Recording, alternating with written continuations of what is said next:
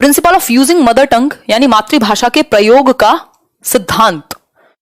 तो कुछ लिंग्विस्ट तो ये कहते हैं कि mother tongue, many linguists are against the use of mother tongue in teaching foreign language. मतलब कुछ लिंग्विस्ट, कुछ भाषाविद ऐसे हैं जो ये मानते हैं यदि आप फॉरेन लैंग्वेज सिखा रहे हैं, जैसे मान लीजिए हमारे लिए इंग्लिश हमारी भाषा नहीं है, फर्स्ट लैंग्वेज नहीं है, हम इसको फॉरेन कंसीडर कर लेते हैं, तो मदर टंग का प्रयोग नहीं किया जाना चाहिए, डायरेक्ट मेथड का इस्तेमाल करके डायरेक्टली सिखाओ। कुछ भाषाविद ऐसे हैं। ये हुआ एक पॉइंट ऑफ व्यू। दूसरा पॉइंट ऑफ व्यू क्या है?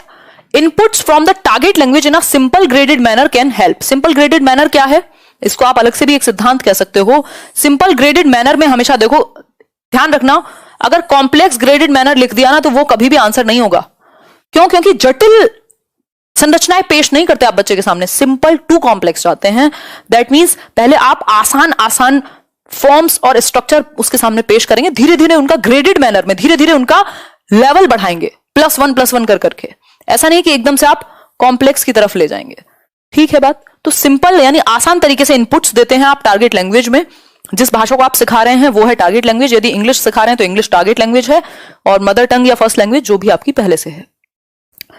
तो सिंपल तरीके से यदि हम इनपुट्स दें, बीच बीच में हेल्प दें। इनपुट मतलब आप ऐड कर रहे हो, अगर उसको समस्या हो रही है तो बता रहे हो, नहीं यहां पे ऐसे बोल सकते हैं, वॉशरूम जाना है तो इंग्लिश में ऐसे बोल सकते हैं, मे आई गो टू वॉशरूम या व्हाटएवर इट इज। फिर है in general the use of mother tongue can facilitate the acquisition of foreign language. मतलब सामान्य तौर पर, हालांकि कुछ लोग हैं जो ये कहेंगे कि मदर टंग को यूज मत करो, डायरेक्ट मेथड का इस्तेमाल करो, डायरेक्टली आप वही भाषा सिखाओ टारगेट लैंग्वेज जिसको सिखाना चाहते हो।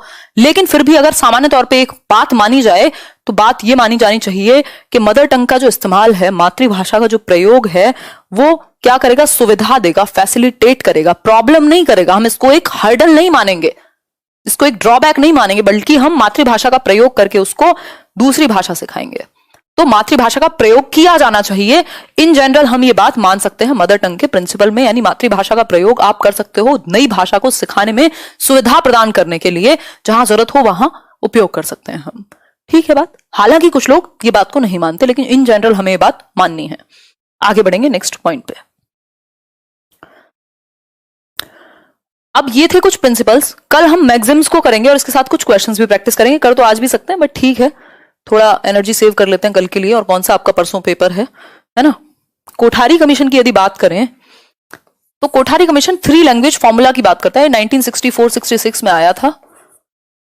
डॉक्टर DS कोठारी इसके मेन अध्यक्ष थे। और यदि मैं बात करूं तो एक बहुत ही इंपॉर्टेंट चीज है जिसको हम कहते हैं 3 लैंग्वेज फॉर्मूला, यानी त्रिभाषा सूत्र को इन्होंने दिया। अब ये 3 लैंग्वेज फॉर्मूला में कौन सी 3 भाषाओं की बात हुई है इसको हम समझेंगे।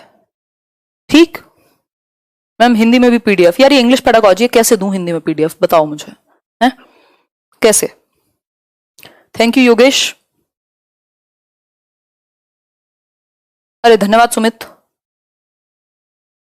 बहुत सारे डाउट हैं, कैसे पूछें? अभी स्पेशल क्लास होगी 11 बजे, भेज दीजिएगा। मैं 40 मिनट आपका क्वेश्चंस डिस्कस कराऊंगी। मैशअप सीरीज है वो अलग अलग सब्जेक्ट्स के, और 20 मिनट में आप लोग जो फोटो क्लिक करके या जिस भी तरीके से डाउट्स भेजते हैं वो लूंगी।